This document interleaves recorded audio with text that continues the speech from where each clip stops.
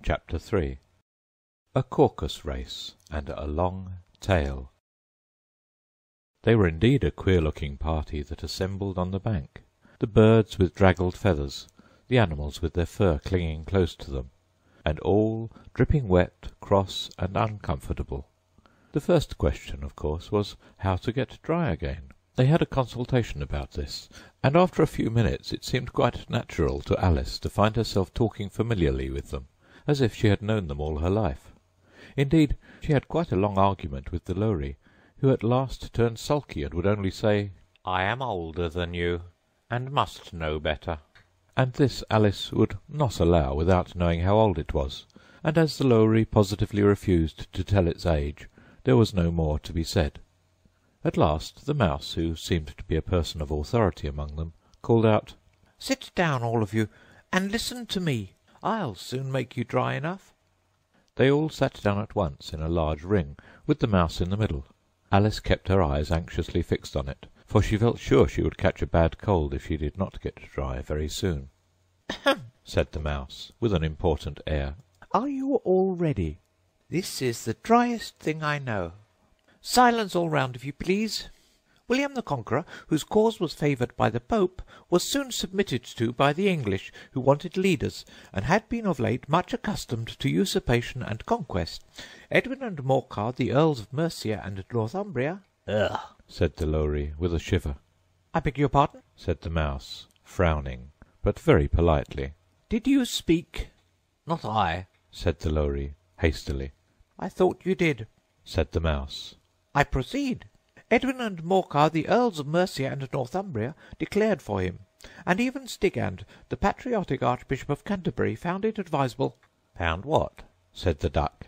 "Found it," the Mouse replied rather crossly. "Of course you know what it means?" "I know what it means well enough when I find a thing," said the Duck. "It's generally a frog or a worm. The question is, what did the Archbishop find?" The Mouse did not notice this question, but hurriedly went on. "Found it advisable to go with Edgar Atheling to meet William and offer him the crown. William's conduct at first was moderate, but the insolence of his Normans— How are you getting on now, my dear?" it continued, turning to Alice as it spoke. "As wet as ever," said Alice in a melancholy tone.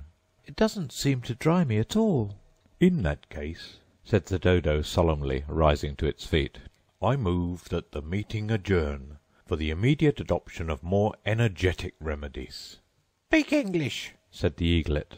"I don't know the meaning of half those long words, and what's more, I don't believe you do either."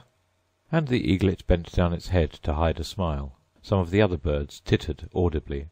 "What I was going to say," said the Dodo in an offended tone, "was that the best thing to get us dry would be a caucus race." "What is a caucus race?" said Alice, not that she wanted much to know, but the Dodo had paused as if it thought that somebody ought to speak, and no one else seemed inclined to say anything.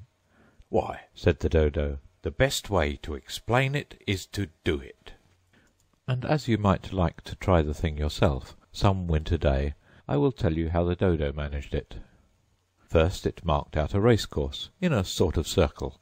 "The exact shape doesn't matter," it said. And then all the party were placed along the course, here and there.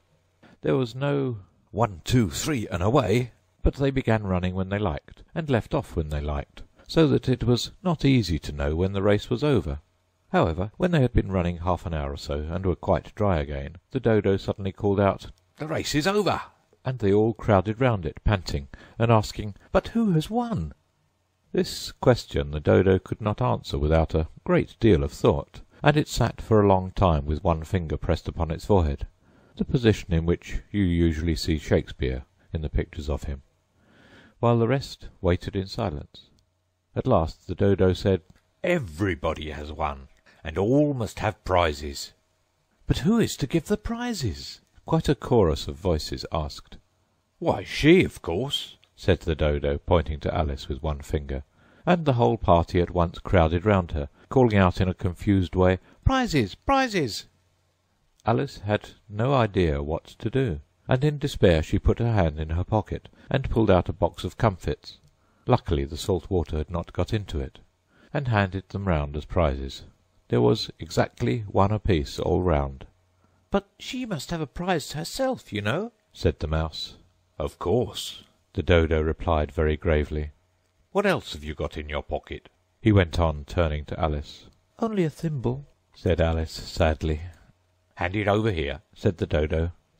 Then they all crowded round her once more, while the Dodo solemnly presented the thimble, saying, "We beg your acceptance of this elegant thimble."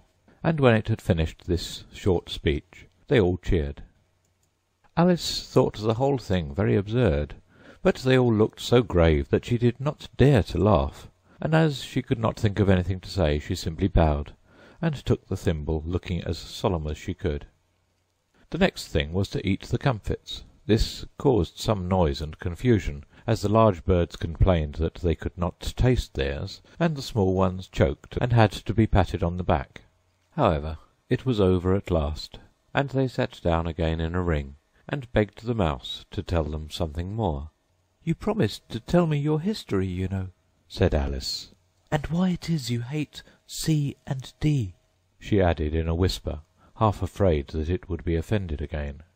"Mine is a long and a sad tale," said the Mouse, turning to Alice and sighing. "It is a long tale, certainly," said Alice, looking down with wonder at the Mouse's tail. "but why do you call it sad?" And she kept on puzzling about it while the Mouse was speaking, so that her idea of the tale was something like this. "Fury said to a mouse that he met in the house, 'Let us both go to law. I will prosecute you. Come, I'll take no denial. We must have a trial, for really this morning I've nothing to do.' Said the mouse to the cur, 'Such a trial, dear sir, with no jury or judge would be wasting our breath.' 'I'll be judge, I'll be jury,' said cunning old Fury. 'I'll try the whole cause and condemn you to death.' 'You're not attending,' said the Mouse to Alice severely. 'What are you thinking of?' 'I beg your pardon,' said Alice very humbly. 'You had got to the fifth bend, I think.' 'I had not,' cried the Mouse sharply and very angrily. 'A knot,' said Alice, always ready to make herself useful, and looking anxiously about her. 'Oh, do let me help to undo it.' 'I shall do nothing of the sort,' said the Mouse, getting up and walking away. 'You insult me by talking such nonsense.' 'I didn't mean it,' pleaded poor Alice. 'But you're so easily offended, you know.' The Mouse only growled in reply. 'Please come back and finish your story,' Alice called after it, and the others all joined in chorus. 'Yes, please do.' But the Mouse only shook its head impatiently, and walked a little quicker. "What a pity it wouldn't stay," sighed the Lory, as soon as it was quite out of sight. And an old crab took the opportunity of saying to her daughter, "Ah, my dear, let this be a lesson to you, never to lose your temper." "Hold your tongue, Ma," said the young crab a little snappishly. "You're enough to try the patience of an oyster." "I wish I had our Dinah here, I know I do," said Alice aloud, addressing nobody in particular. "She'd soon fetch it back." "And who is Dinah, if I might venture to ask the question?" said the Lory. Alice replied eagerly, for she was always ready to talk about her pet. "Dinah's our cat, and she's such a capital one for catching mice, you can't think. And oh, I wish you could see her after the birds. Why, she'll eat a little bird as soon as look at it." This speech caused a remarkable sensation among the party. Some of the birds hurried off at once. One old magpie began wrapping itself up very carefully, remarking, "I really must be getting home. The night air doesn't suit my throat." And a canary called out in a trembling voice to its children, "Come away, my dears. It's high time you were all in bed."